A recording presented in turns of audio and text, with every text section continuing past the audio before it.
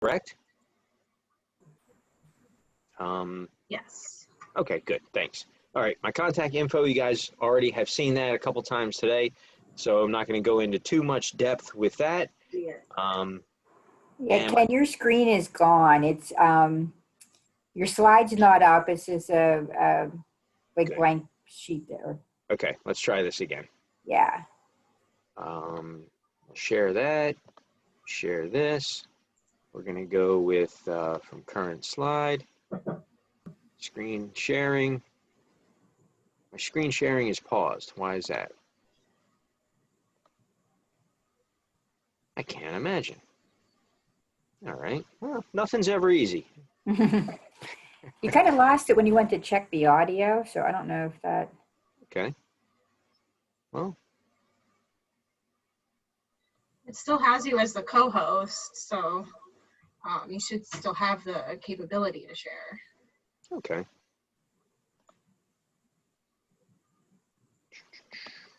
Screen share. There's that. My screen sharing is paused. Now, I don't know what is going on shared. Let's take that off. Stop share. Try it again. I have never run into this problem before. Well, I guess I spoke too soon. I said we haven't had any issues yet. Yeah, that's unfortunate. Yeah, you guys waited till the very end to say that. All right. If you want to send me your presentation, or I can stop share. Let me stop your sharing capability. Okay. And then reissue it, maybe. If that doesn't work, you can send it to me. Make I think okay. I think I might have figured it out. Okay. So we're back into share. We'll share. All right. Share computer sound. We're good now. I'm at where I want to be now. Okay. Yeah, we're good. Okay. All right. Now you're seeing my contact information, and when I get to my video, you'll see my video. So enough goofiness. That was the fun. The entertainment portion is over. Let's get to some business. Okay. So we're going to talk about sports gambling. I'm going to give you an overview of sports gambling, and we're going to talk a New Jersey perspective, what's going on in Jersey. We're going to compare it to Pennsylvania. We'll talk about Pennsylvania. We'll kind of talk about what to expect from sports gambling. Now, I kind of already identified this morning that I've never been a big gambler and not a big sports gambler either. And I maybe even foreshadowed a little bit that I'm kind of a history guy. And when I don't know a ton about stuff, I want to learn about it. And that includes sort of going back in history and learning about stuff. So what I did when I went back and really began to learn all about sports gambling, so I could share it with you guys, I found some historical themes. And these themes really held up throughout a long period of time. And they are that the public always sort of wants sports gambling. And somebody always wants to control sports gambling, whether it is the government and make it legal or illegal, depending on these waves in history, or whether it's organized crime. Somebody always wants to, put their hands around sports gambling. And when sports gambling is illegal, people want to do it anyway. See, number one, public always wants sports gambling. And when it is illegal, for whatever reason, horse racing is often an exception to illegal sports gambling. So horse racing sometimes stays legal, even though sports gambling is illegal. Make sense? All right, so let's move forward. Like I said, I went back in history. So I'm sure sports gambling was around before the first Olympic Games, but the actual first record I found of sports gambling was in the first Olympic Games almost 3,000 years ago. So like 2,800 years ago, there's records of peer-to-peer sports gambling, a lot like we have today. Friends in the audience gambling amongst each other over sports contestants, boxing, races, wrestling matches, sports gambling, just like we would recognize today. quite a long time ago. Now, skip forward, and really the founding of Rome was only about 50 years past the first Olympics.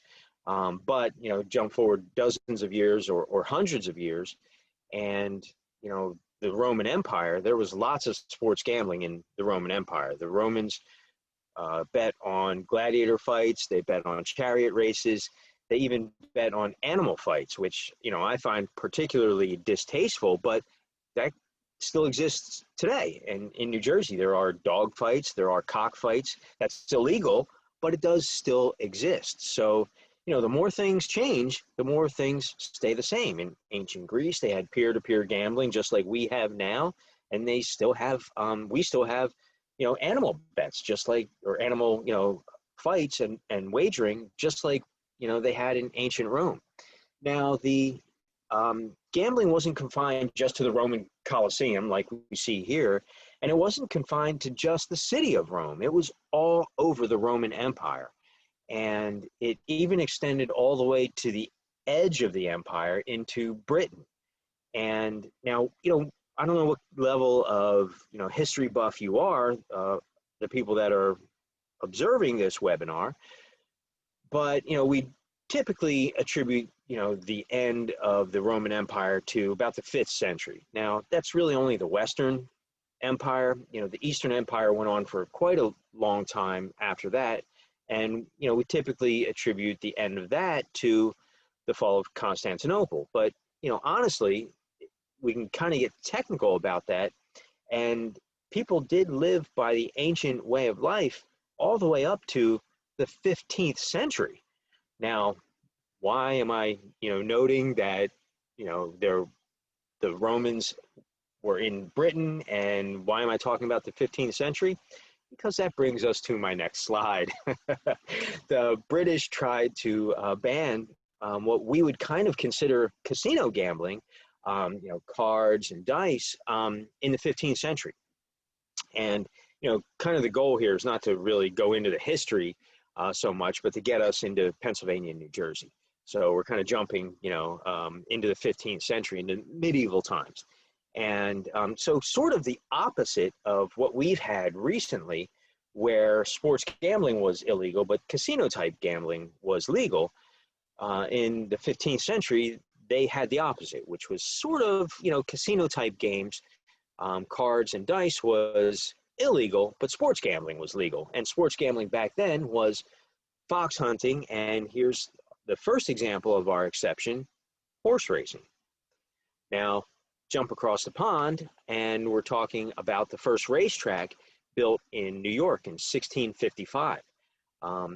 Now, I don't know, again, your level of interest in history, but New York was not originally a British colony. It was a Dutch colony. But the first racetrack was built in New York by the Brits on Long Island, and it was called Newmarket. Now, Long Island, the Dutch didn't really care about Long Island. Even though they claimed it. And the British Empire didn't really hold with the Dutch claim to Long Island. So it was sort of disputed, and the Brits started this race course on Long Island because there really weren't any trees there. So it was pretty ideal for horse racing. Now, about 9 years later, the Dutch turned over New York to the Brits, and the Brits built a real horse racing track, and it stayed there for a long time. Newmarket had a very, very long history of horse racing, I believe almost to the 20th century. In fact, in that area in Hempstead, New York, they have such a long history of racing that there is still a racetrack there. It's not Newmarket, but you know, they have a long tradition of racing in that area. Now, you may or may not know that gambling legality and illegality goes in 100-year waves. And it goes in these waves going really all the way back to like the year 600. So every 100 years or so, gambling becomes legal and then illegal. And depending on how you look at it, we're in like the 3rd or 4th of these waves. And so what do I mean by this? Like every 100 years, gambling, you know, is legal, and then it begins to do damage to society. People become addicted, they, steal things, it damages society, and, the government makes it illegal. And when it becomes illegal, people tend to forget about the damage it does, and then gambling slowly creeps back, and it, becomes pervasive. And then it begins to do damage again, and it becomes illegal again. So in the Revolutionary War era, gambling was pervasive and commonplace, and it even played a part in financing the Revolutionary War itself. Now, fast forward to about the time of the Civil War, and attitudes had changed, and gambling was pretty much illegal for both sports gambling and other types of gambling, except for horse racing. And this image is of Newmarket. So you can see Newmarket, when it was built up, it really was a pretty fabulous horse racing place. Now, after the Civil War was kind of a boom time. The Industrial Revolution was in full swing, and, the country was going through Reconstruction, and things were getting off the ground. And, when the country is in a growth spurt, leisure time, is something that people take advantage of. And when leisure time is something people are taking advantage of, sports start to flourish. And so the earliest versions of modern day football and hockey had started in the 19th century. The Kentucky Derby was run for the first time in 1875, and the National League of Professional Baseball was established in 1876. Yes, that National League, the same one that we have today, the one that the Reds play in, the Pirates play in, and my Phillies play in. Now, the Phillies didn't start till 1883, but the Reds were one of the founding members of the National League. But sports gambling, technically illegal, but still very popular. See that theme where it's illegal, but people are still doing it anyway because people want sports gambling, and when it's illegal, they still do it anyway. Now, the year after the National League was founded, the Louisville Grays got caught throwing games. And this was a real shock. 4 players were banned for life, and this is kind of a foreshadowing of future events. This shock was kind of, in a way, good for baseball and good for professional sports because it set up this integrity of the game mindset that we have to, I'm pretty old, but I'm not that old, that the professional game must be protected from gambling and from even organized crime. Again, foreshadowing that, it's very important to keep the integrity of the game preserved. So this is something that shocked people, and it is something that we'll see more about as we go through this presentation. So now by 1910, almost all gambling was illegal in the United States. So let's think about these waves again. 1910 is about 110 years ago. So almost all gambling was illegal. Here we are 110 years in the future, 2020. And what does gambling in the United States look like? It's pervasive. It's everywhere. In fact, at no time has gambling ever been as prevalent as it is right now. Honestly, I could literally be gambling right now while I'm talking to you. My phone is sitting right here by my laptop. I'm keeping time on it, but I could have set up one of my online accounts to be automatically gambling for me while I'm talking to you. I have a laptop sitting over here next to me in case everything goes haywire. I can grab a second laptop, but that laptop could have one of my sports gambling apps on it, and it could be betting for me right now too. Gambling is extremely prevalent right now, more so than ever before. 110 years after almost all gambling was illegal in the United States. So our waves continue to be prevalent. But 1910, almost all gambling was illegal in the United States, of course, except for horse racing. And I really don't know exactly why this is, but this exception just really has held true over and over again. So, although not exactly legal, authorities didn't bother to enforce the sports gambling prohibition because it was mostly casual bets among fans, friends, neighbors, people like to sports bet, and that's kind of always been okay. Or so it seemed at the time. Now, going from 1910 forward, the integrity of the game had been protected, or the integrity of the games had been protected. Baseball had been called, was starting to be called the national pastime. Ball players and athletes were seen as role models, and President Taft called baseball a clean game. That's a quote of the time. And so what I'm about to talk about next was a real shock to the country. And, I really cannot emphasize this enough. I'm going to take a couple minutes and I'm going to talk about 1919. Now, I would imagine that almost everybody who's listening to this knows exactly what I'm talking about. And all I've said so far is a shock and 1919. If you don't know what I'm talking about, when I say 1919 and Black Sox, I'm sure everybody does know.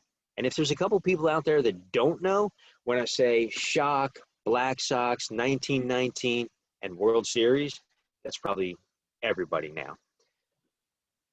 But I still want to talk about it because I love talking about it. And I think it really is an important factor in why we are just now talking about legal sports gambling in our lifetimes. Most of us have lived our lifetimes without legal sports gambling in the United States. And I think the 1919... Hey, Ken, we have a question. Yeah. That kind of correlates with what you're talking about. Sure. Bob Bring Eric it on. says 1877 was also the year of the first major stock crash. Could there be a correlation? I think there probably could be a correlation. And I think, we see some other things going on, in the future that are related. When there's economic turmoil, that opens the door for organized crime, that opens the door for people to be desperate, and that opens the door for gambling also. A lot of times when you're working with gambling clients, they see gambling as a solution to their problems. If you sometimes talk to clients about gambling being a problem, they look at you like you're crazy. Like, what do you mean it's a problem? This is a potential solution for me. I don't have any other opportunities.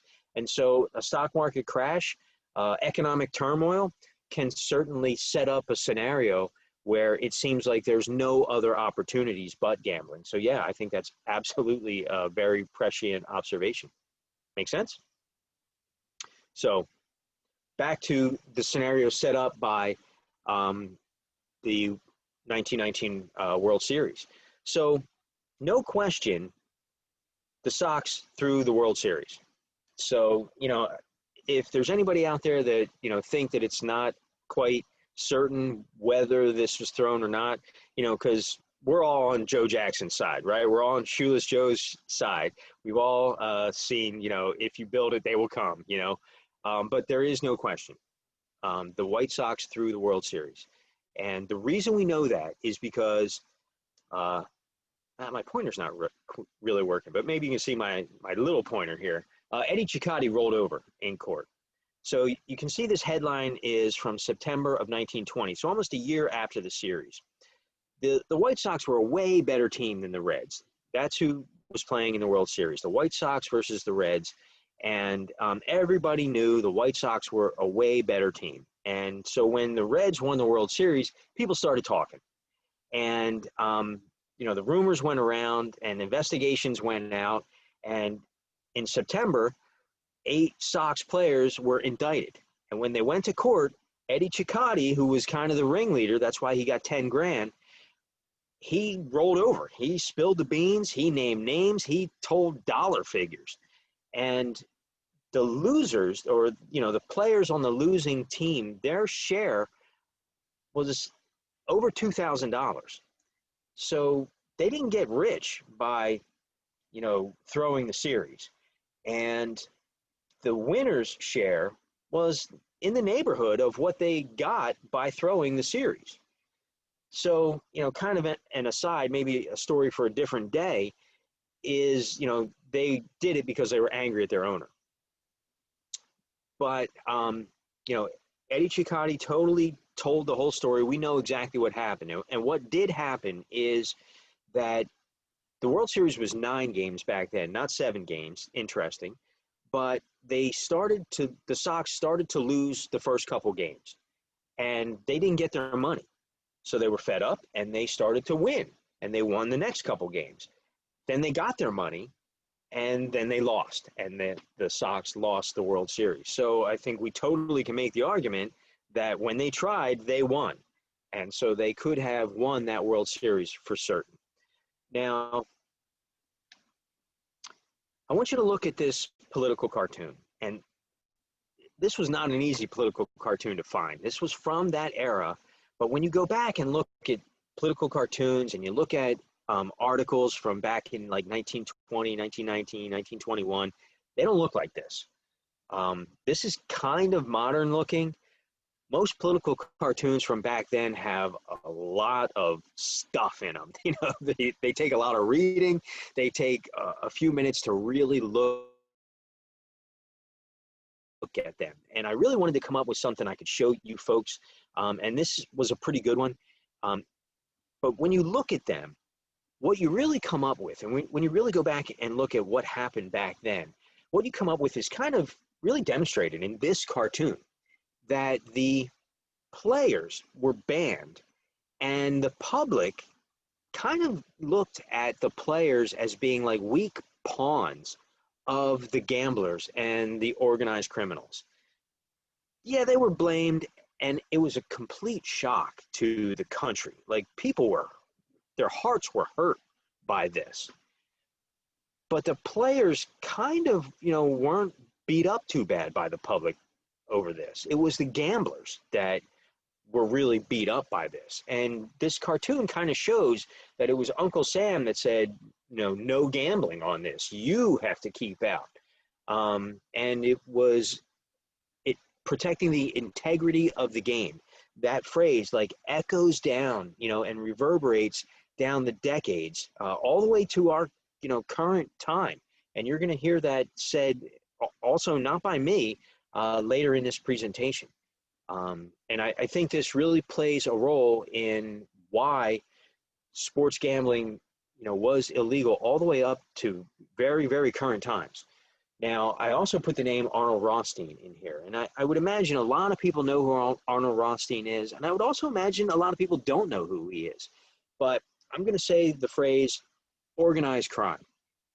And when I say organized crime, what comes into your mind, Arnold Rothstein invented. Arnold Rothstein's nickname was the Brain. Arnold Rothstein threw the 1919 World Series. His name didn't come up in the indictment. He was never arrested. In fact, he was never arrested in his whole life. But he invented what we all think of as organized crime. He was the mentor of Lucky Luciano and Meyer Lansky. He invented that whole organized crime thing. He ran prostitution rings. He ran bootlegging organizations. He ran narcotics rings. He ran gambling organizations. He invented organized crime in the United States and perpetuated it. So if it wasn't for him and really, throwing this World Series, I really want to make the case that we don't really have maybe this webinar today. So because of this Black Sox scandal, it was a dark time for baseball, and it even extended into horse racing. Attendance was down, even tracks started to close. People were turned off by the whole idea of organized crime controlling sports gambling. So news didn't get out the way it gets out today. It wasn't instant. It took a while to permeate the country. But in 1931, Nevada legalized gambling in general. Only really 10 years later. Now, after that, we go through World War II.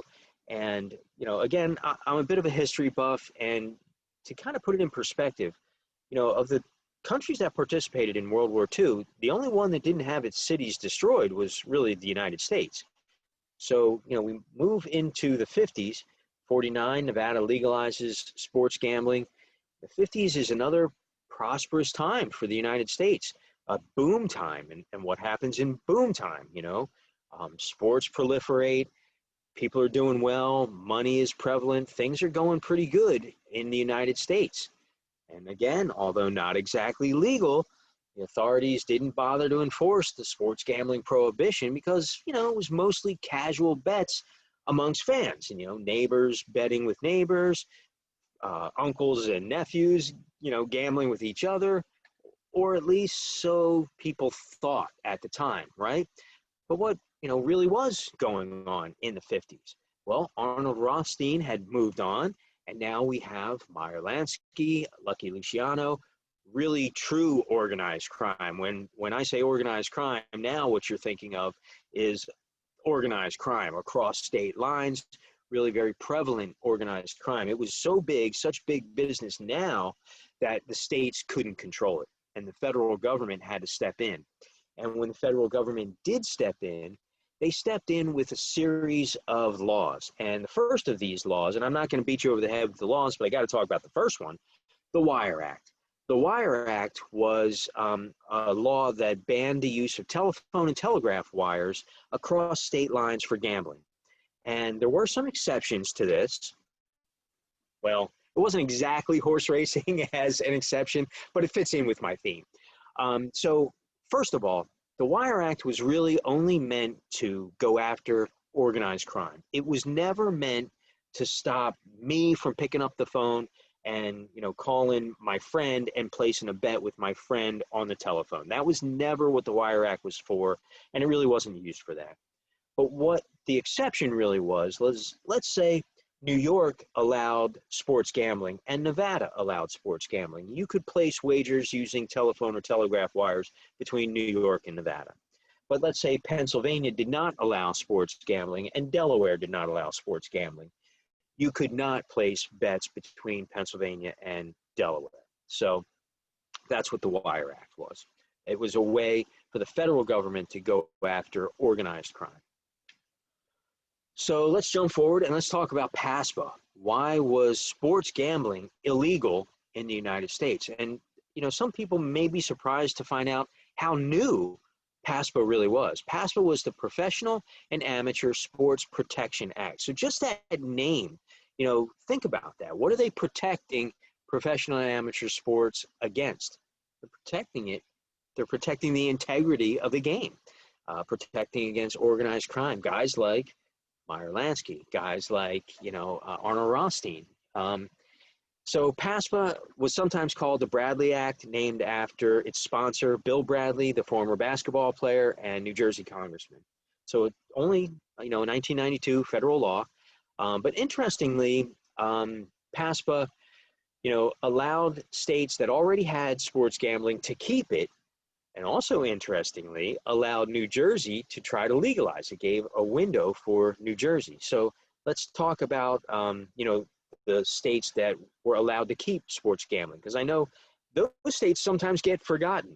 So let's talk about those real quick. So Nevada had a full range of legal sports gambling. They had professional and collegiate sports. They could do really whatever they were already doing. That was totally fine.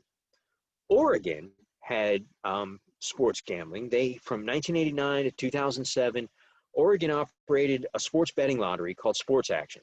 They allowed parlay bets on NFL games. However, when Oregon tried to attract college basketball, they repealed their Sports Action bets. So again, let's think about this.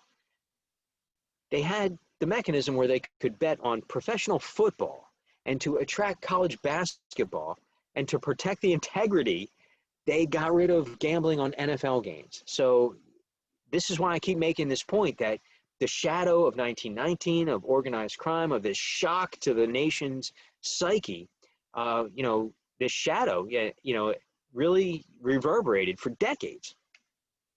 Now, Delaware had something similar. They had this lottery parlay bets on NFL games, but they only had it for 1 year, 1976. And the reason they only had it for 1 year is because they didn't make any money that first year. So they just got rid of it. Interestingly, though, in 2009, Delaware tried to do another sports gambling thing, but it was overturned by the courts and they were not allowed to do it. Montana had a state licensed sports pools, fantasy sports leagues, and sports tab games. Now, this next slide, I intentionally put this in all caps because I intend to be yelling this at you because I'm incredulous about this. PASPA gave New Jersey a 1-year window to legalize sports gambling. Now, I didn't live in New Jersey for this 1 year, so I didn't put my state couldn't get it done. I didn't put we couldn't get it done. New Jersey could not get a consensus on getting sports gambling passed in this 1-year window. If it did, had New Jersey, got this sports gambling passed, we wouldn't have nationwide sports gambling right now the way we do. But New Jersey couldn't get its stuff together, couldn't get sports gambling passed in that 1 year. So I had moved back to New Jersey at this time, and I remember this public question number 1 in 2011. I voted on it. It was passed by referendum, and Governor Christie signed the bill in January of 2012. And about 6 months later, the major professional sports leagues and the NCAA sued New Jersey. It was shot down by the courts. New Jersey kept fighting it, went all the way to the Supreme Court. The Supreme Court did not want to hear it. So the lower court's decision was upheld, and sports gambling fizzled right there for New Jersey. But New Jersey, undeterred, passed another bill, and Governor Christie signed that one in 2014. And that one went all the way to the Supreme Court. And this time, the Supreme Court agreed to hear it. And I remember May 14th, 2018. I was working for the council at that time. I was just a problem gambling prevention specialist, and I was in a staff meeting. And when the Supreme Court decision came, all of our cell phones went off, and our staff meeting was ended early because our executive director had to answer to the media. They wanted a statement, and Supreme Court ruled 7-2 and overturned PASPA. Sports betting was now no longer illegal in the United States. So it wasn't exactly legal, but it was not illegal. So May 14th, 2018, Supreme Court struck down PASPA, and less than a month later, now Governor Murphy signed Bill 4111, making sports gambling legal. Interestingly, though, Pennsylvania already had sports gambling law on the books. Pennsylvania knew what they were doing, and they had passed sports gambling in 2017. So, Sarah, I know you have a couple of questions, opinion questions. Do you want to bring those in now? Yeah, I'll launch our poll. All right.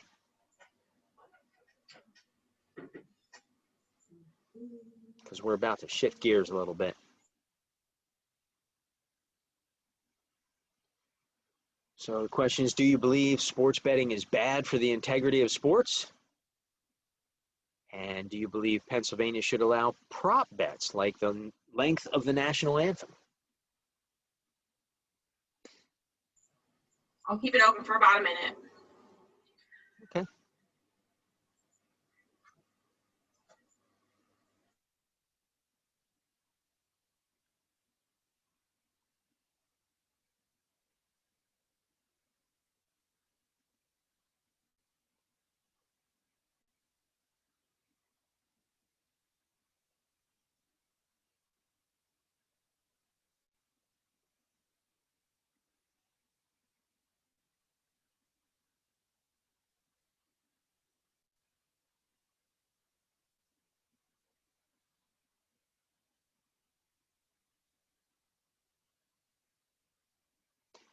All right, so looks like we've got about 75% of people who voted, and yeah, it's a little bit tighter than this morning, at least for the first question. Do you believe sports betting is bad for the integrity of sports?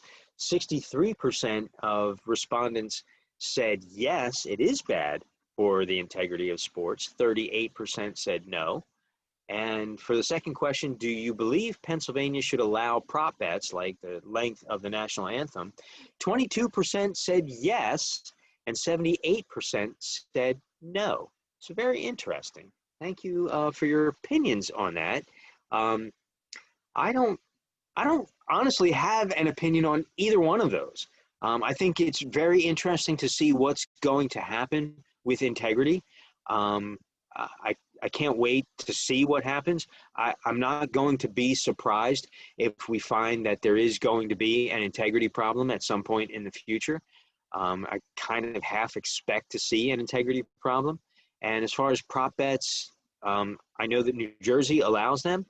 I don't know. I'm not much of a gambler myself, so I kind of don't really have much of an opinion on, whether they're allowed or not. But I will talk a little bit about them, before we get out of here today. I can promise you that. How about that?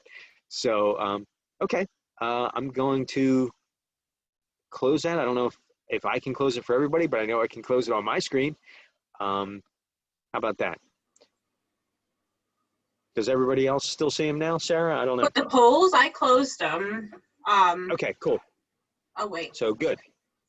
Well, I can't see it anymore because I took it off my screen, but I'm ready to move on. If you guys are ready to move on. Sounds good. Okay, cool. Here we go. Gear shift and ready to go. I think I have to stop share and reshare again, like we did this morning. I might be not too sharp, but I am capable of learning. So, all right.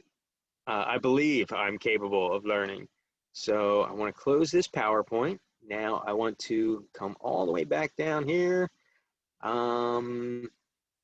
Let's go to this one, and we're going to come back into Zoom, share screen.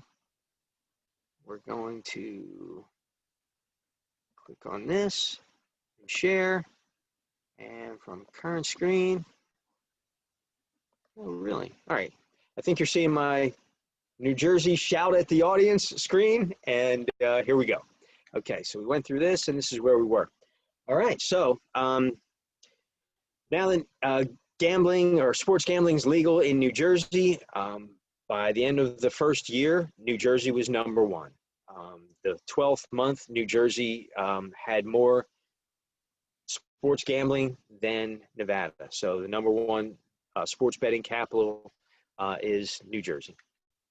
So at the end of 12 months, the first 12 months of sports gambling, New Jersey had $2.9 billion in sports bets. That's handle. And handle is the total amount wagered. $200 million in revenue for the multiple sports books. So the different sports books took in, they made $200 million. It was not uncommon in the first 12 months for somebody betting on a game in, say, the Meadowlands to bet $100,000 on a game. It was also not uncommon for the Meadowlands. The Meadowlands had a $500,000 winner. Governor Christie, who by this time was now former Governor Christie, he became a regular sports gambler himself. About 80% of bets were made on mobile devices. I think that's a significant thing. We'll talk a little bit more about that as we go on too. So Hey, we have a few questions if you want to address them now. Bring them on. Leah had asked this a little bit ago, so I'll ask this one first. Sure. I believe the continued legal status of horse racing gambling has a lot to do with classist government policies to continue to support a common hobby of the rich and elite class. I would love to hear other thoughts on this. I was kind of trying to avoid that. Oh, okay. Yeah, no question. Okay. Okay. Did sports gambling increase with New Jersey, or did they take from Las Vegas? I think they took from illegal gambling. I think it absolutely increased, and I don't think that it cannibalized Las Vegas. Okay, that's it for now. Okay. So DraftKings, one of the sports books in New Jersey, had 20 million individual bets via mobile in and of themselves in the first 12 months. And DraftKings, who has, apps, that are viable all over the place, they paid out $600 million in New Jersey alone. Now, I'm going to show you this video, and I did stop my share. Let me make sure that I think my audio is still on. This video is from The Daily Show, so it's got some funny stuff in it, but it's got some really good information too, which is why I'm sharing this with you. It's about the information. And it's also from right about the time of the Super Bowl. So, you know, we had this COVID quarantine, so there's, you know, a lot of stuff that did not happen to make some of the information on here irrelevant. But I want to share this with you because it's got such good information. So it's not very long, and I definitely want you to kind of pay attention to it and check it out because I think it's worthwhile, or I would not have shared it with you. This weekend is Super Bowl 54. It's basically a J-Lo concert with concussions. And other than the game and the commercials, one of the biggest aspects of the Super Bowl has always been gambling. In fact, this Sunday's game will shatter the record for the most bets on a Super Bowl in history. But why? Well, let's find out in another installment of If You Don't Know, Now You Know.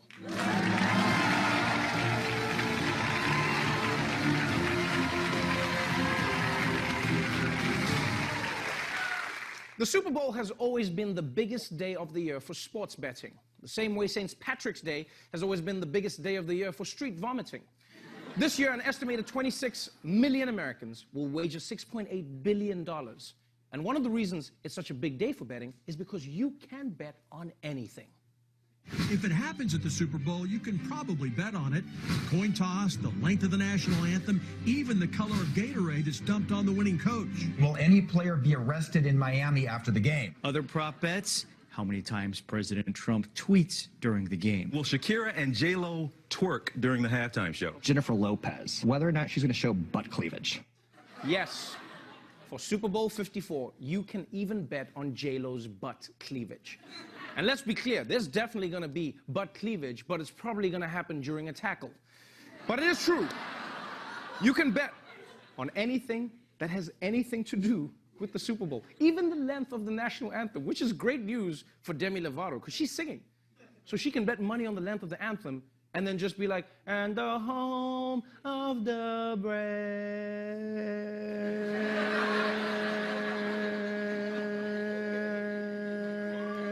Brave. So, the Super Bowl is always a big betting day. But this year, thanks to some new laws, it'll be even easier to lose your life savings. In 2020, sin is in. Sports betting is now authorized in 20 states plus Washington, D.C. Since the Supreme Court cleared the way for sports betting in the states other than in Nevada, a growing number of states have legalized sports gambling. Sports betting revenue expected to go from $2.5 billion this year to nearly $19 billion in 2023. Wow, I see that. The case came from New Jersey, a state that fought for years to legalize sports bets. And New Jersey is already poised to overtake Nevada as the biggest state for sports betting in the U.S. Yeah, thanks to New Jersey, gambling on sports can now be legal in any state. And now that it's legal, sports betting is basically New Jersey's new pastime, which means we need to bid farewell to Jersey's old pastime, eating loose salami on a disgusting beach. Now, what's interesting is, although Jersey may become bigger than Vegas for sports gambling, unlike Vegas, not many people are planning to spend the weekend. To place bets, some sports fans are making super quick trips to New Jersey. Sometimes New Yorkers visit there for only just a matter of minutes before they go back home. Look what happens in New York. You open the betting app and you try, and the app knows you are not in New Jersey. Oh, yeah. We are unable to place your wagers. It's just a 5-minute ride just to come back on the train and go back over. Bets are made in New Jersey parking lots, service stations, and train platforms. Others take PATH trains, finding this to be the fastest way to bet and bolt. Okay, I'm sorry. This is hilarious. So New Yorkers are going to New Jersey to place a bet, but they want to get out as soon as they're done. It's almost like they're worried that if they stay for too long, they're going to turn into Jersey, you know? It's like, come on, guys, place the bets. We got to get out of here before we turn into, oh, God damn it, it's already happening. Oh, it's happening. You want to hit the gym? So basically what's happening now is Jersey is the new Vegas, except their motto is, whatever happens in Jersey, don't stay in Jersey. Now, what's interesting about the world of sports betting is that before it was legal, TV networks and sports leagues, they thought that betting was the most disgusting thing that could happen to sports. But now that they've learned how much money they can make off of it, They're all in. The NCAA and professional sports leagues had long opposed sports betting, saying it could hurt the integrity of the game. But as soon as the Supreme Court freed states to legalize sports betting last May, the pro leagues immediately reversed course. Within months of the ruling, the NBA, Major League Baseball, and the National Hockey League all made deals with MGM, and the NFL partnered up with Caesars Palace. NBA and NHL team owner Ted Leonsis says his Capital One Arena will soon have its own sportsbook. Someone comes to you in your seat and is asking, do you want a soda? Do you want a hot dog? My belief is that people will be coming to your seat and saying, do you want to bet on the next period, the next half? That's right. The leagues have embraced betting so much that someday soon you'll have ushers coming up to you while you're watching a game. They'll come up to you and ask you to place a bet. That's big. Because before that, the only kind of gambling they offered at a game was whether the hot dogs would give you diarrhea. But it is easy. It is easy to see how betting at the games could make things a little awkward for some of the fans, you know? Because you'd just be there like, woo! Go Knicks! 500 on the Celtics, please. So now, you don't want to lose your money. Come on, people. You can support a team and keep your money. So now, thanks to the Supreme Court and New Jersey lobbying efforts, sports betting is poised to become bigger and bigger. States are embracing it. Leagues are embracing it. It's spreading everywhere. And nobody knows where it could go in the future. That's absolutely correct. We don't know where it could go in the future. I kind of part with Ted Leonsis, though I don't see ushers coming and asking people if they want a sports bet. I see it more as being an app on your phone and advertisements all over the stadium. You know, I think that teams will make money by advertisements in the stadium, and I think that there'll be, you know, a part of a rake on apps. So we'll see. You know, I don't know. Ted Leonsis has the ability to have ushers come to your seats. I don't have the ability to make it not happen. So only time will tell. So sportsbook operators in New Jersey right now, there are 20 online operators. There are 2 racetracks that have online sports pools. There are 7 brick and mortar casinos. So the way it works in New Jersey is in order to be an online operator, you have to be tied to a brick and mortar casino or a racetrack. And brick and mortar casinos or racetracks are allowed up to 3 skins or brands of online operations. So let's compare Pennsylvania and New Jersey. The license fee in New Jersey is $100,000. The license fee in Pennsylvania is $10 million. The gross revenue in New Jersey is 8.5%, 13% for online. In Pennsylvania, it's 34%. Now, I've seen it also in print as 36%, but I believe it's 34%. There's a 2% local share in Pennsylvania and 0.25% federal excise tax on handle. And again, handle is total amount wagered.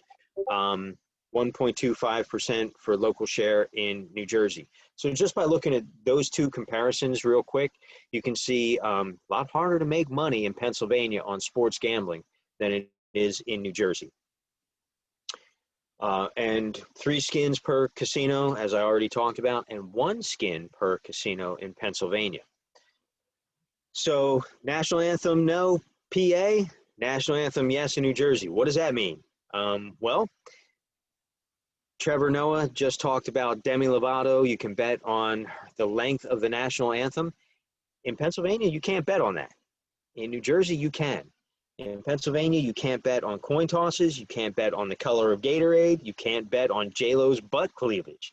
But in New Jersey, you can bet on all that kind of stuff. And we'll talk a little bit more about that kind of stuff a little later. Now, Fiona wants to know what a skin is. A skin is like a brand. So, you know, if you go online and look for sports gambling, like if you Google, you know, sports gambling near me, online, different operators will come up. And so you can download an app and that would be a skin. And so you might have your choice of, you know, 10 different ones. And that would be a skin that's attached to a license. Does that make sense? And one more question. Sure.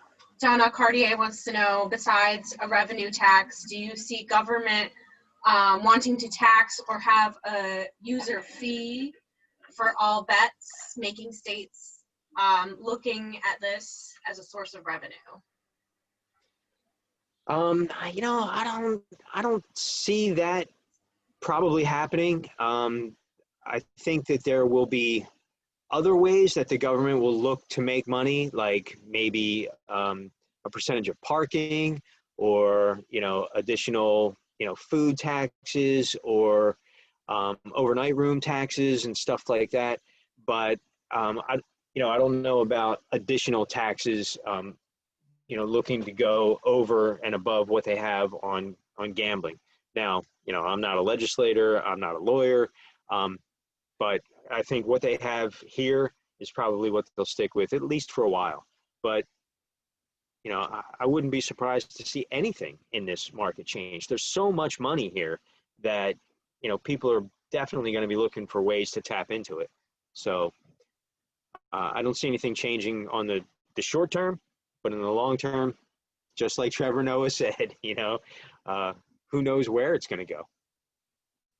So Pennsylvania allows mini casinos that don't have full sports books. New Jersey does not allow that. New Jersey, you have to have like the whole shebang.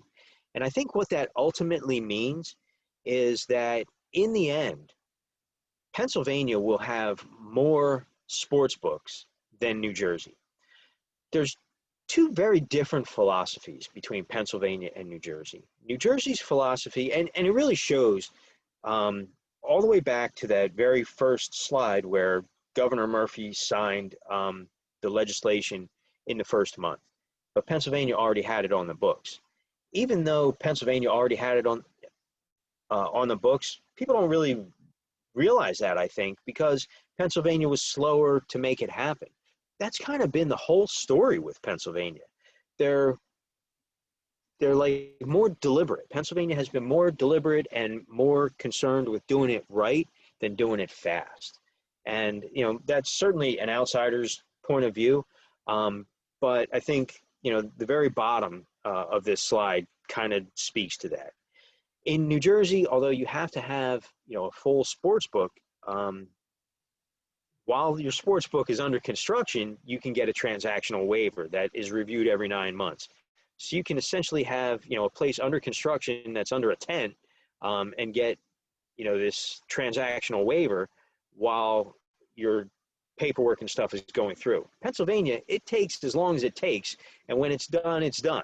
And so the licensing procedure is much slower in Pennsylvania than it is in New Jersey.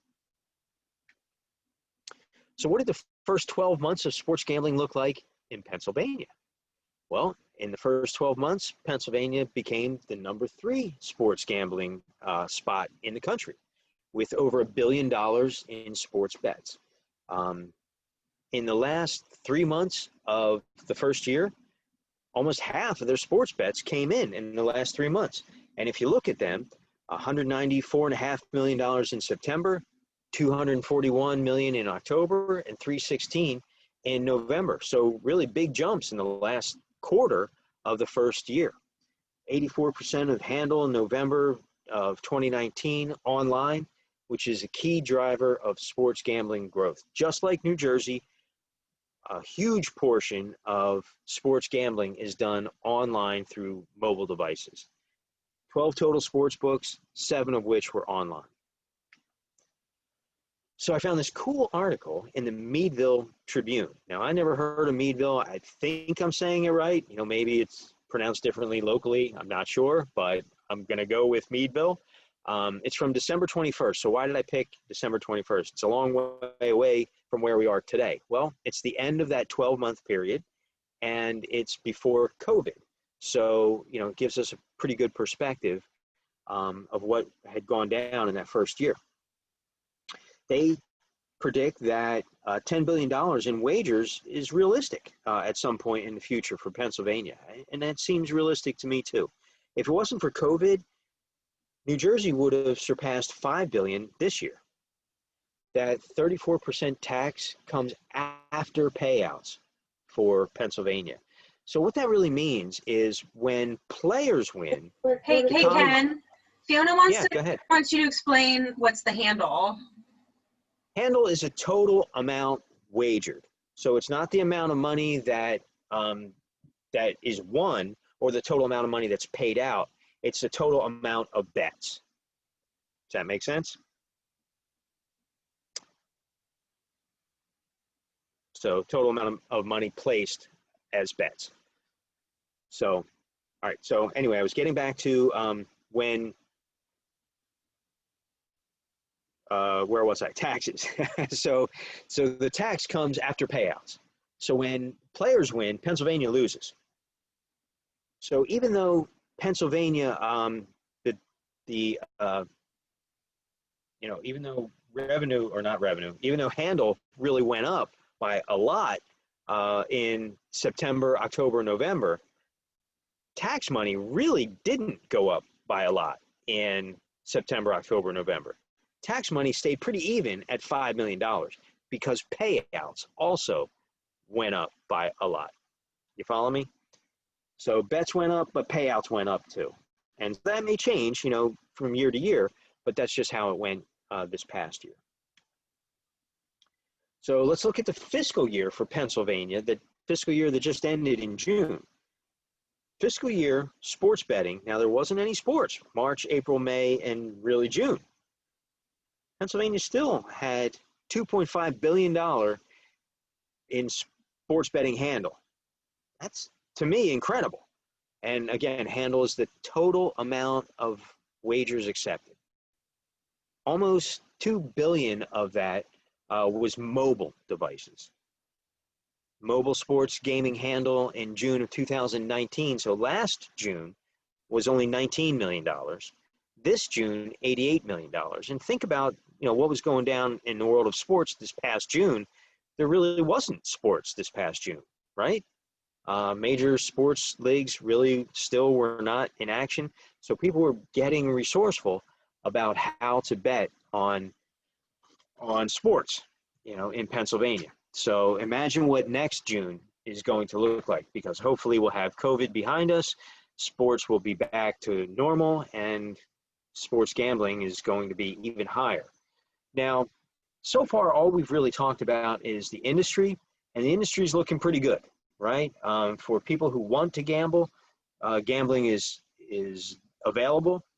Lots of things have happened. It's out there. But we're not really here to just focus on how great life is for the industry, because there's a whole other side of people that we really haven't talked about at all yet. And I think we really owe it to them, and we owe it to ourselves to consider the player. There is this increasing trend for people in gambling treatment to identify a principal gambling activity as sports gambling, and that it can cause harmful consequences. Now, I know that this slide has a lot of gray on here, but this is based on research, so I didn't really want to chop it up too much, but I can talk about it. I'm not going to read it to you, but I will talk about what's on here. So there's immediate accessibility, and what's that? It's our phones. I bet a bunch of people, and see the way we talk, it's so normal in our society. I would imagine a lot of people in the audience or, attending this webinar have a mobile app on their phone, a mobile betting app on their phone. And sports betting marketing is everywhere.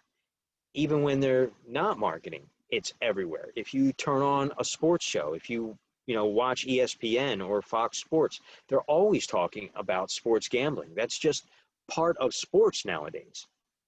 So it's instantly accessible. It's on our laptops. It's on our phones. It's on our TVs.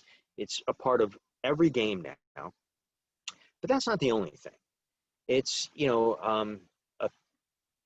the gambling format itself has changed. Long time ago, short time ago, my lifetime, people bet on the outcome of the game. And that's not really what sports gambling is anymore. People now bet, they bet on the half, they bet on the quarter of the game. They're betting, micro events within the game, deconstructing sporting events into smaller standalone units. You might be betting on who's going to score the next bucket this in-play sports betting. Who's going to win the next point? Who's going to get the next rebound? Who's going to score the first goal?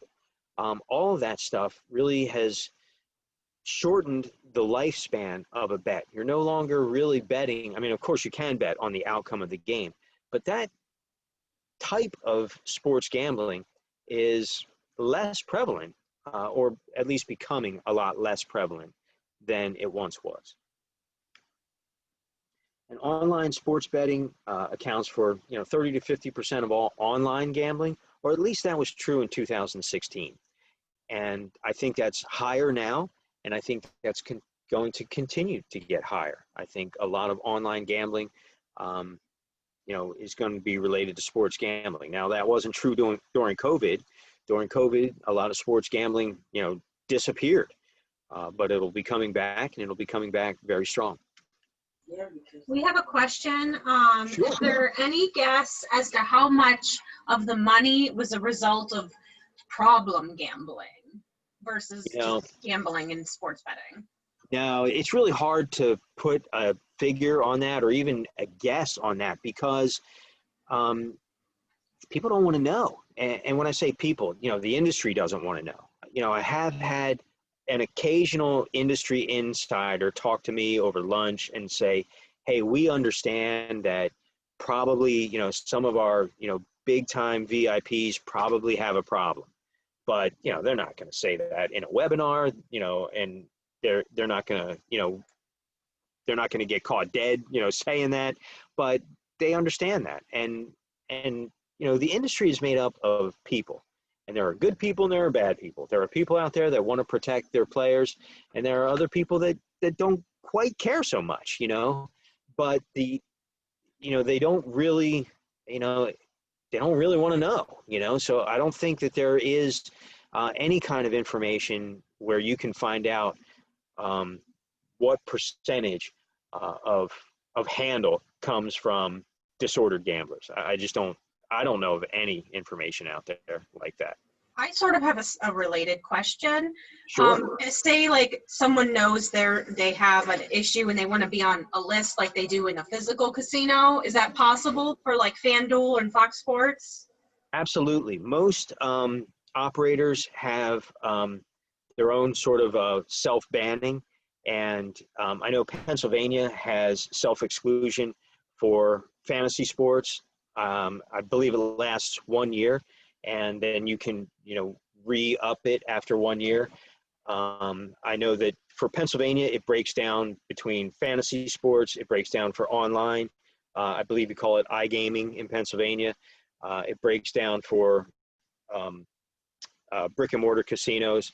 And it also breaks down into, you guys have like, man, I'm drawing a blank on what it's called, but you have like lower value slot machines at like truck stops and things like that. You can also self-exclude for that. But I believe almost all operators have that within their own organization as well. I know we have that in New Jersey.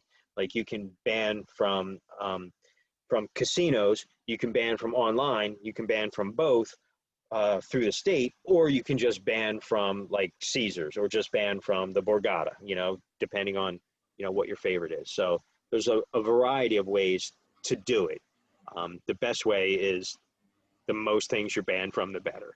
But it's only a tool and it's not foolproof because there's always illegal gambling.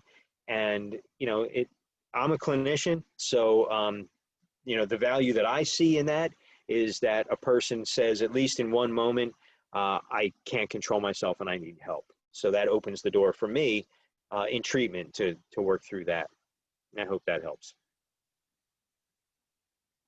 So if that's it, then we'll get back to this slide that says online sports gamblers with higher severity of gambling problems tend to bet more on mobile devices. And this is related to the next slide, which is a lot of online bets are impulse bets. And impulse bets are related to problem gambling, which is related to this next slide. Oh, no, it's not. So I wanted to say that problem gambling, impulse bets, online gambling online gambling related to telephones or mobile devices. So if you see this relationship between problem gambling severity, mobile devices, impulse bets, and again, predictive of problem gambling. So these are all kind of interrelated, and they're kind of coming together in that phrase that probably by now we're all sick of, the perfect storm, right? Impulse gambling, problem gambling, gambling severity, and mobile devices. Not a great scenario, but it is what we have and what we're dealing with. And again, this is based on research. So sports and RG. Now I know that, you know, there's kind of a wide variety of experience of people attending this webinar. But RG stands for responsible gambling. And for one thing, you know, the phrase responsible gambling is kind of on the way out. It's being replaced by phrases like safer gambling and sustainable gambling. But it'll probably be a while before responsible gambling is completely gone. So for now, we're going to talk about responsible gambling. And if you're not real familiar with what responsible gambling is, if you Google the phrase, the principles of responsible gambling, some specific stuff will come up. And what comes up is like setting betting limits or limits for time, limits for money, and, you know, some basic principles on how to keep gambling fun, how to insulate yourself from developing a gambling problem. And during the coronavirus quarantine, a lot of people were gambling in ways that were like the opposite of responsible gambling. They were gambling, you know, with, you know, money that really wasn't disposable income, or maybe was. You know, maybe they got this stimulus check and they thought, wow, you know, I've got this crazy money, let's go ahead and, you know, blow this. Or, you know, maybe they were impulse gambling, or maybe they were gambling like on this image here, on stuff that they really didn't know about. And this image is Russian table tennis. Now, one of my mentors called me not too long ago, and he certainly wasn't calling me for advice, but I really appreciated the fact that he called me and kind of discussed this situation with me, and I'm going to share it with you. A client called him up, and what the client was saying just didn't add up. And the reason it didn't add up is because it was stuff that we had not really heard before, or dealt with before.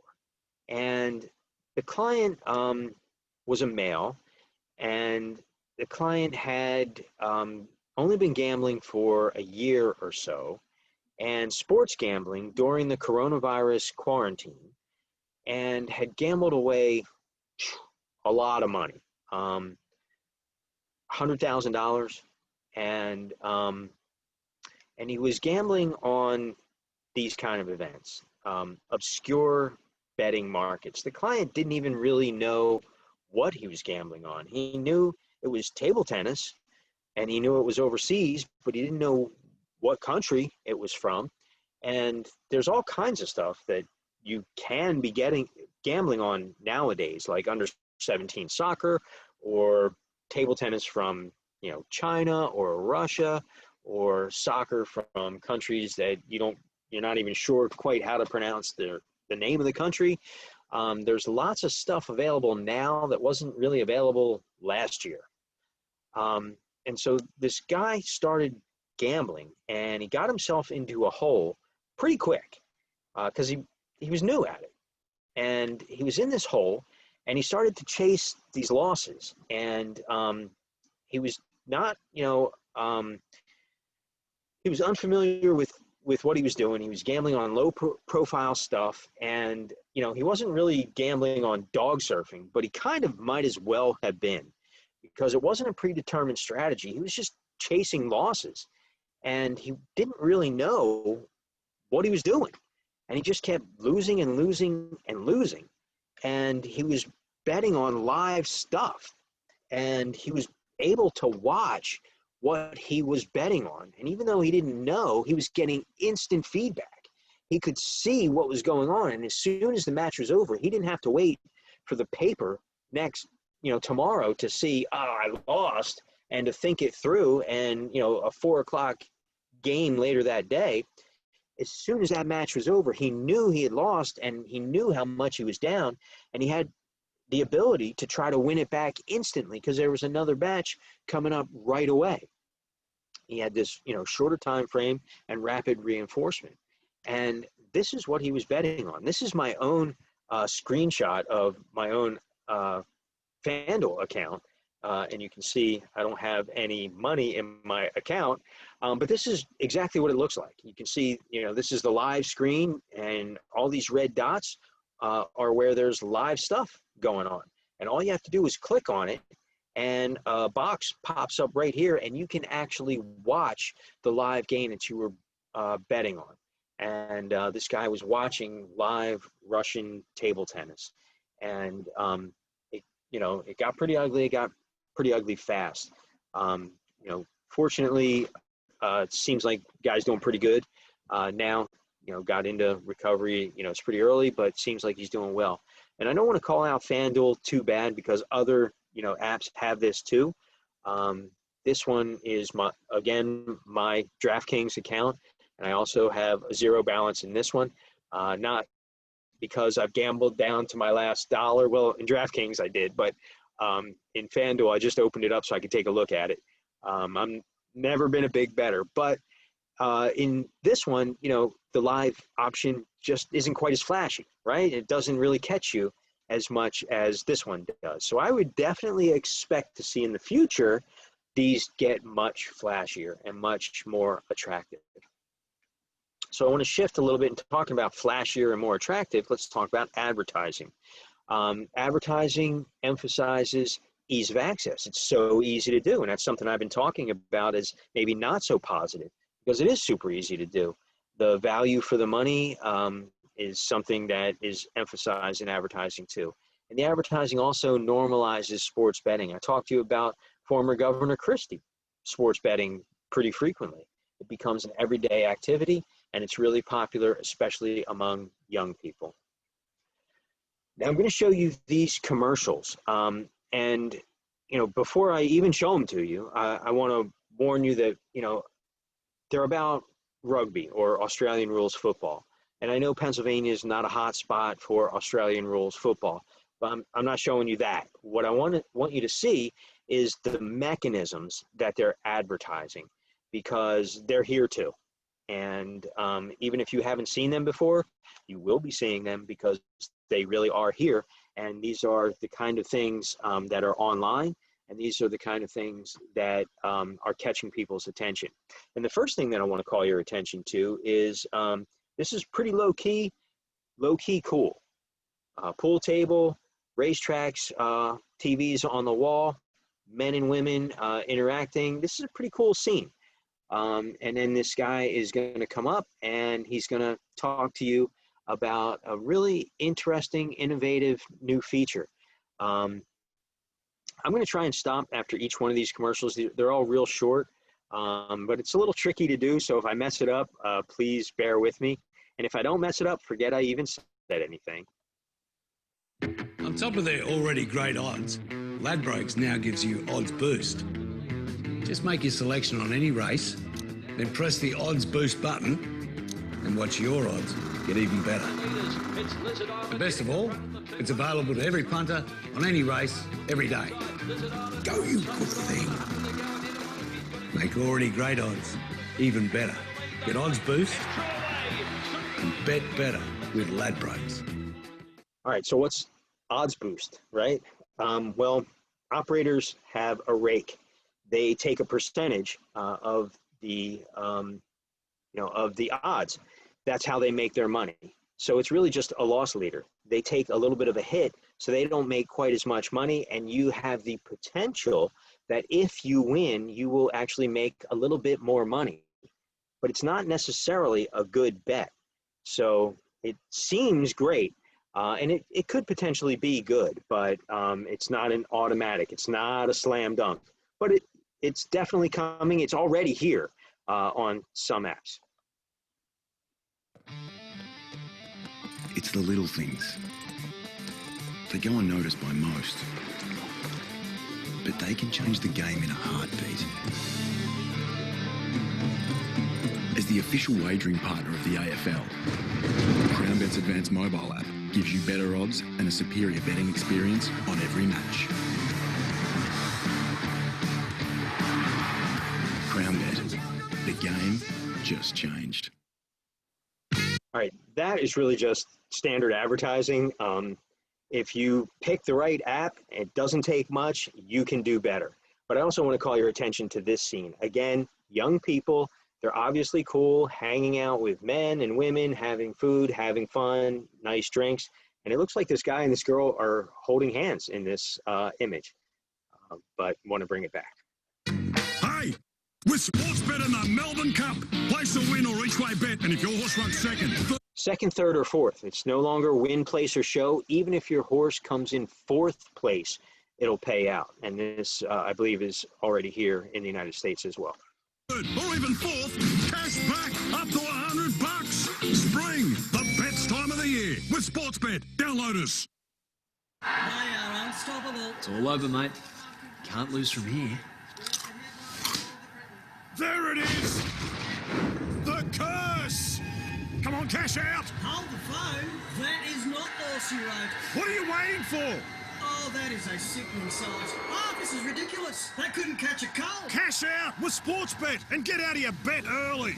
Oh, are you serious? Cash out with Sportsbet.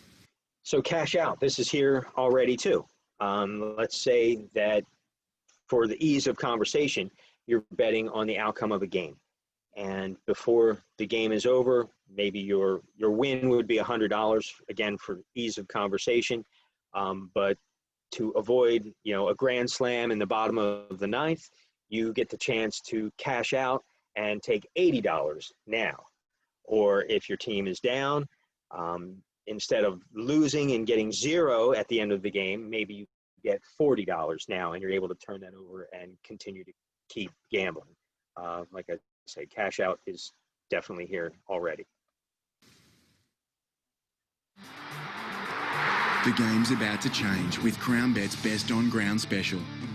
Place a bet on the first goal scorer market this Saturday on Bombers versus Magpies or Power versus Hawks and receive a match bonus bet up to $25 on the Best on Ground medalist for those matches. That's right, place a bet on the first goal scorer market on the selected matches this Saturday and you'll receive a match bonus bet up to $25. Visit crownbet.com.au. The game just changed. So betting on the first goal scorer, that's kind of something we already talked about, and also, bonus matching. So advertising and marketing is increasing. I think we all probably noticed that during the quarantine, and it's likely increasing impulse sports betting for online. If you see advertising encouraging you to sports bet, watch a game, and they're talking about sports betting, you have your phone in your hand like we probably almost all do almost all the time now, and you have an app on your phone, and even if you don't have an app on your phone, you have access to apps very readily, and it's hard not to sports bet. And I want to talk about the ramp. This is actually something that Josh Urkel of the Pennsylvania Council brought to my attention, and since he mentioned it to me, as soon as he did, I instantly agreed with him, like most things that Josh says to me, but I haven't been able to stop thinking about it. I can't even sleep because I've been thinking about it so much. I think he's exactly right. Sports gambling with these in-play bets and the rapidity of modern online sports betting is really raising and shortening the ramp to developing gambling problems. Typically for men, it takes years to develop a gambling problem. And, that ramp is not very steep. But the way, the landscape of sports gambling has changed, this could really change that ramp. And that ramp could be much, much steeper and people could develop gambling problems far, far quicker, because instead of having one bet on a game, they could have dozens of bets on a game, or hundreds of bets on a game, or literally thousands of bets within a single game. And if they do this, for a while, they could just really shorten the risk of developing a gambling problem. Hey, we have a And question, Ken. Do Okay. you think that the lack of having fans at sporting events right now might increase sports betting? Do I think a lack of fans at a game is going to increase sports gambling? I haven't really considered that, honestly. But if I think it through right now, I don't think I can't imagine how it would affect it. Now, I do think that it affects officiating. I think there's no question that lack of fans affects officiating. People are not screaming at officials. They're not putting pressure on officials to make calls or to make up for missed calls, things like that. So I think you can expect to see a higher level of officiating. Has that really happened? I think I saw it in soccer. I don't know that I saw it in the Sixers and Celtics series, but I don't know if lack of fans has made a difference in sports gambling. Yeah, I don't know.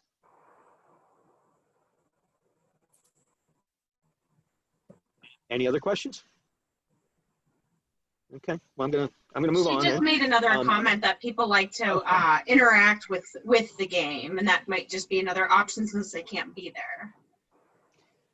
Yeah, well, that does make sense, but I think that, yeah, I guess that makes sense, and like I said, it's not something I really had thought through before, and, I guess on some level, it's fun to think through something in front of 100 people, but, yeah, that makes sense. I'll buy that, that there are, you're not in there hanging out with people, and in some way, it does give you the opportunity to participate, in the game.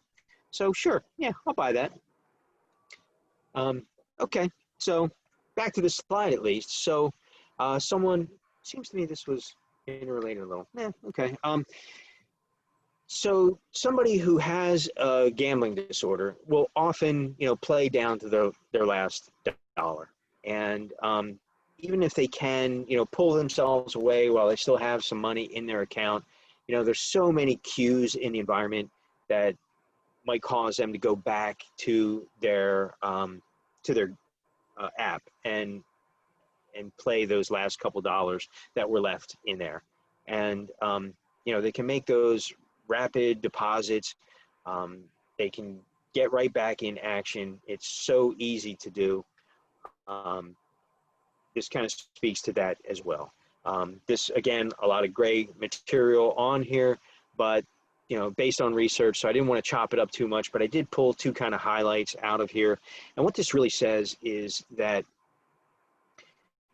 if you've got $100 riding on who's going to score the next basket, you're going to watch that next basket, right? Because it's a short amount of time that you have to pay attention, and you've got something riding on it. And then, if you lose that $100, or if you win that $100 and you bet on the next basket or the next rebound, you're going to be engaged in that next one. And so it does lead to a greater level of dissociation. I mean, it's logical. It makes sense that you would be engaged on a different level with these micro events piled on top of each other than you would if you're just riding on the outcome of the game. And when you have this greater level of dissociation and you're engaged in the game on a different level, it also kind of makes sense that you wouldn't be recognizing a problem until it gets really bad, until it's out of hand, because my PayPal account is attached to my FanDuel and DraftKings accounts. With just a click or two, I'm in, and I can keep gambling. And if I had a problem, I could just keep chasing that loss before I even realized what I had done. And that might mean that now I can't make my mortgage payment, or, I'm not going to go out and buy clothes later today, or whatever, it means that things can get out of hand very, very quickly. And like I said, with PayPal or whatever else is attached to the account, I mean, I don't even have to pull out my credit card and type in numbers. It's a breeze to deposit money into that account. And it happens so fast, it doesn't give me a chance to stop and think about what I'm doing and is this a good idea or not. There's no break in play. Now, I'm running out of time, but I could have spent, another 90 minutes talking about this stuff with you guys because there's so much to talk about. And one thing to talk about is information. Who owns it? Going back to ancient Greece, if, you're watching a boxing match, just like today, if one guy's got a bad hand or a broken hand and the other guy doesn't, that is an absolute advantage in gambling. Or if you know that the track is dry and a particular horse runs really well on dry tracks, that's a real advantage in gambling. Information has always been really important in sports gambling. And who owns that information? Do the leagues own the information? Who has access to information? Is it Google? Is it Amazon? Amazon owns a lot of information,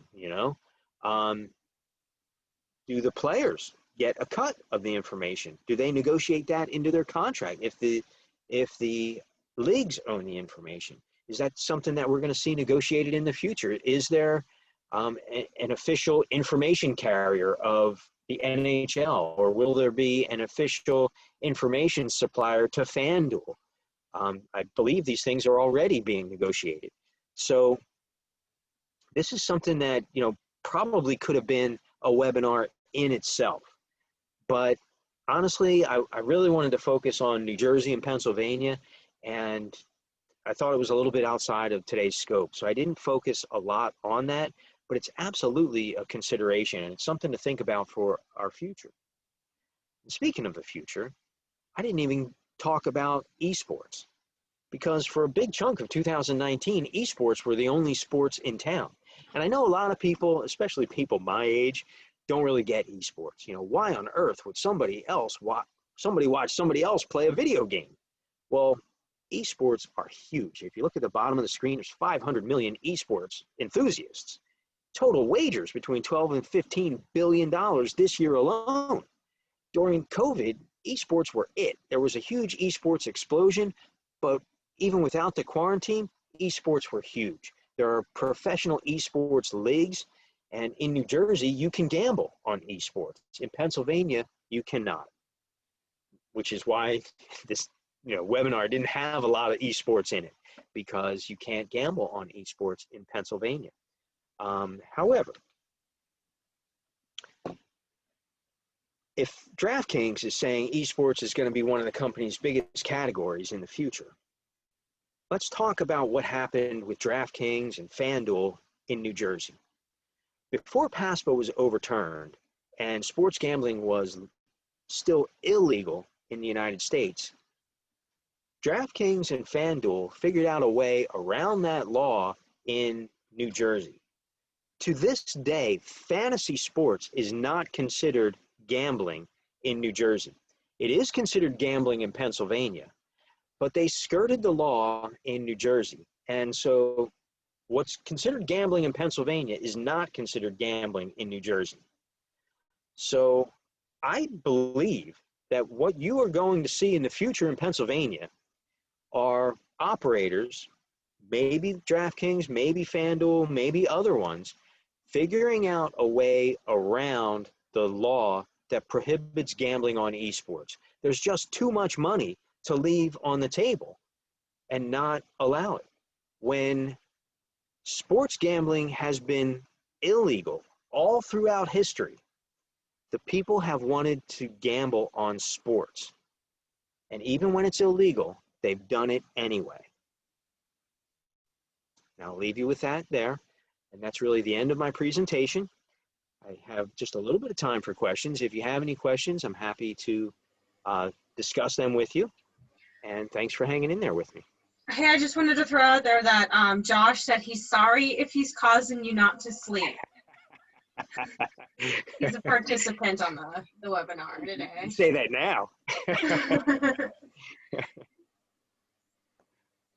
Looks like there might be some chats. Thanks for the information. Oh, Jody, Jody is, she works here in our area, and she says she uses the app that can be bought and to block online betting on mobile devices. She has something she used it with. I guess is there a monthly fee? There are a few apps that are really good. I know Gamban, Gamblock are two that are out there, and they are good. Good apps that really work. There are fees associated with them. I would definitely recommend those apps for people that need them. They're absolutely worthwhile. They do a good job, and I know that if you find sites that are not being blocked by those apps, if you contact the provider of those apps, they will block them too. Does that make sense? Yes. Yeah, they're definitely good apps. And I saw somebody also say something about boo Phillies. Hard not to boo the Phillies right now.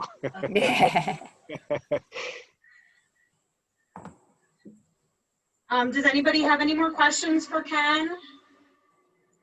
Bobby Tanner says, good job with the presentations and organizing the virtual conference. Very useful information. Thank you. And everybody should be receiving so far the separate certificates for the different sessions. Those are just from us. That way, if you need to prove you were here to a